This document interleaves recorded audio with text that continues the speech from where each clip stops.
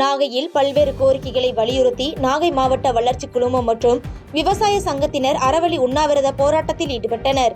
நாகை நகர பகுதியில் அமைந்துள்ள புதிய பேருந்து நிலையத்தை கிழக்கு கடற்கரை சாலையில் உள்ள செல்லூர் கிராமத்தில் மாற்றுவதற்கு எதிர்ப்பு தெரிவித்தும், நாகை மருத்துவக் கல்லூரி ஏற்கனவே செயல்பட்டது போல் மீண்டும் அதே இடத்தில் செயல்பட வலியுறுத்தியும், செல்லூர் பகுதியில் அமைய உள்ள டைட்டில் பார்க் நகர பகுதியில் அமைக்க வலியுறுத்தியும் நாகை மாவட்ட வளர்ச்சி குழுமம் மற்றும் தமிழ்நாடு விவசாயிகள் பாதுகாப்பு சங்கம் சார்பில் அறவழி உண்ணாவிரத போராட்டம் நடைபெற்றது.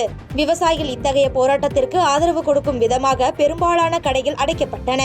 இந்த போராட்டத்தில் நாகை முன்னாள் சட்டமன்ற உறுப்பினர் MGK நிஜாமுதீன், விவசாய மாநில கொள்கை பரப்பு செயலாளர் தமிழ்ச்செல்வன் ஆகியோர் கலந்து கொண்டனர்.